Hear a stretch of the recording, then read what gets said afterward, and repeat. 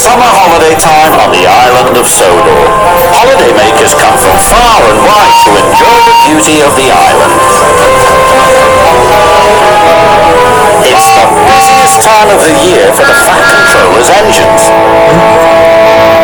Thomas was excited. The Fat Controller had sent him to pick up a special to deliver to Trial Airfield.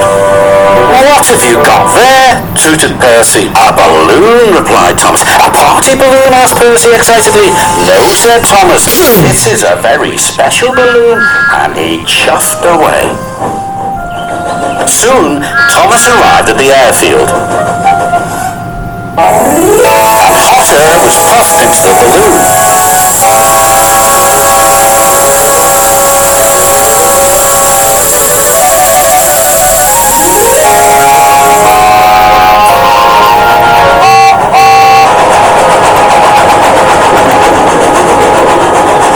"What is that?" huffed James. "A hot air balloon," said Thomas. "It will take holidaymakers on rides around the island." "Taking holidaymakers on rides around the island is our job," wheezed James jealously. Then, as if by magic, the hot air balloon rose silently up into the sky. "What if the hot air balloon takes our passengers away?" chuffed James. "What will happen to us then?"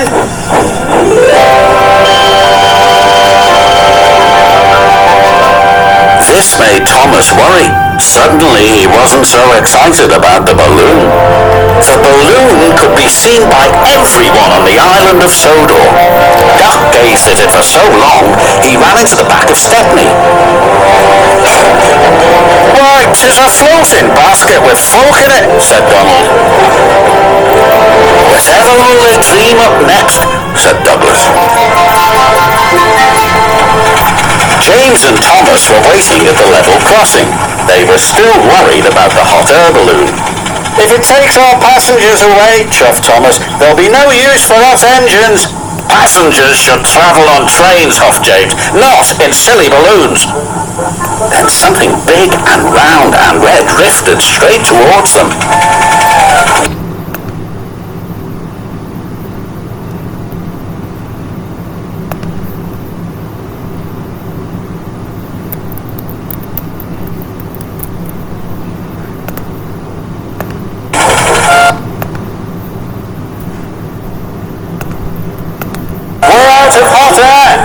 Shouted a voice. Cried James, "What's happening?" Flash, bang, wallop went the balloon and landed right on top of James. He was so scared he let out a huge burst of steam, which blew the balloon up again.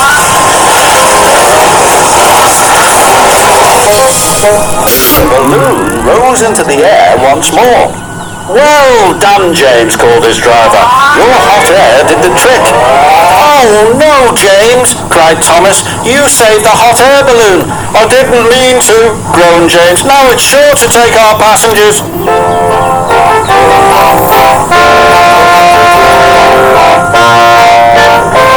Wherever James went, he could see the balloon carrying holidaymakers across the island. He felt he should be taking those passengers. Rails are better than hot air any day. James arrived back at the station. There were lots of people on it. The Fat Controller was waiting too. "Well done, James," he said. "But now the passengers will ride in the hot air balloon." The Fat Controller laughed. "You're right, James," he said. "But they will need a ride home in a train." James was delighted. The Fat Controller was right. The engines were busier than ever, taking holidaymakers to and from the airfield. Whenever James sees the red balloon, he whistles and toots. And sometimes, when he's asleep at night, James dreams he can fly too, just like the red balloon.